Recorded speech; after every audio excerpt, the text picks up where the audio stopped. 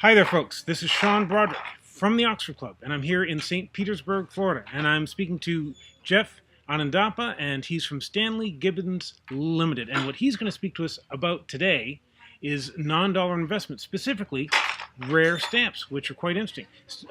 Could you speak to my subscribers and just speak about how you invest in stamps as an investment? Sure, thanks, Sean. Um, yeah, stamps.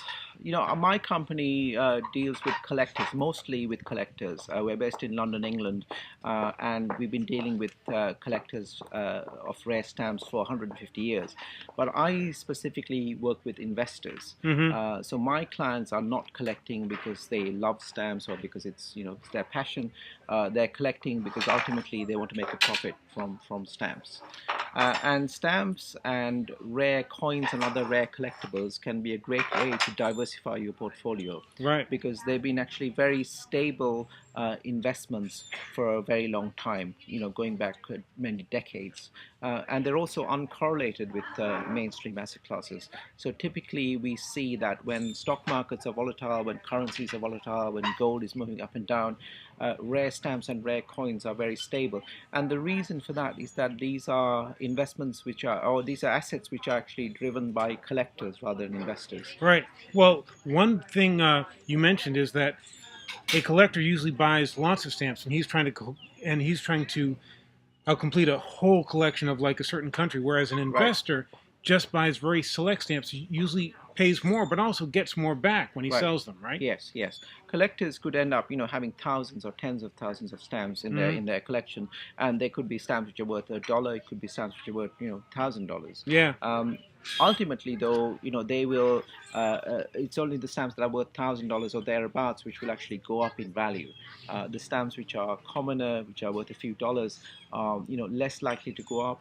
And the collector, when he tries to sell it, it'll be very difficult for him to get his $2 back for a stamp like that. Whereas it's much more likely that he will get his money back or more if he had bought the rare stamps, the one Mm-hmm. that's $1,000 or $10,000.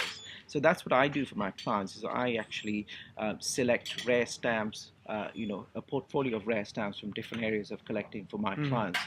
And my clients will only hold maybe 5 or 10 stamps rather than thousands Okay. in their portfolio. Now, one of the interesting things about your company is you have a passion index, which actually tracks these things. Right. And also, you offer people a retail price, whereas if they go through an auctioneer or else something like that, Yes. they'll really have to pay a high commission. Right. Whereas since people are using your index, they know what the retail price is, and they know selling and buying through you that they're actually really getting much closer to that, right? Well, yeah, we've been publishing catalogs or price lists for over 150 years, Mm-hmm. and the catalogs are essentially our retail selling price Mm-hmm. for any particular stamp, and we publish these every year usually.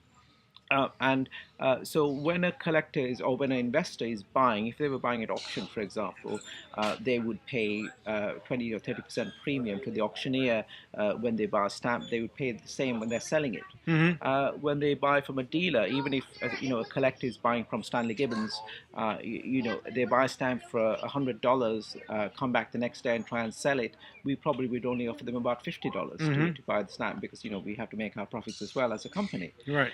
However, with investors, it's different, because with investors, the investor buys from us at our catalog price, so at Mm-hmm. our retail price. And the best option for the investor when he wishes to sell is to ask Stanley Gibbons to sell the item for him. And that way, we can actually sell the item at the full retail value. Mm-hmm.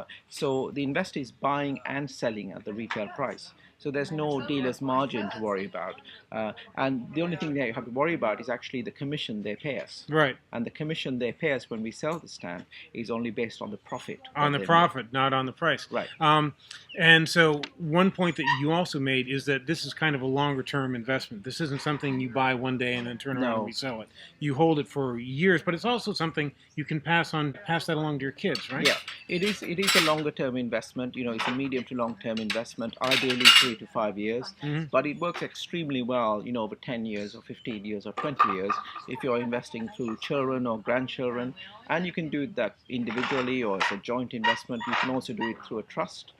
or an LLC, for example. There's lots of ways of doing this, but it works very well as a medium to long-term investment. Right, and of course, rare stamps are one thing that if you have to hot-foot it across the border, that's something that fits in your briefcase. Not that your company would be. No. But I mean, this is one of the things that's actually well known about stamps. That's like one of the things people actually speak about in this market. You know, if you're investing through Stanley Gibbons, you don't even have to worry about that because actually the assets are stored offshore for you. Oh, really? Yeah, they're stored. We offer free storage and free insurance, so cool. they're already offshore. I didn't know that. All right, cool. All right. Well, this has been a fascinating conversation. I will include contact information, and I appreciate you speaking to my subscribers. Is there anything you'd like to add?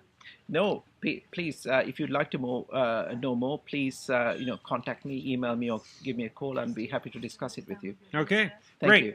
Thanks very much for tuning in, folks. I find these kind of non-dollar investments very interesting. There's a lot of different things you can do with your money. Stay tuned. I'll have more stuff for you. Thanks very much for speaking to my subscribers. Thanks, Sean.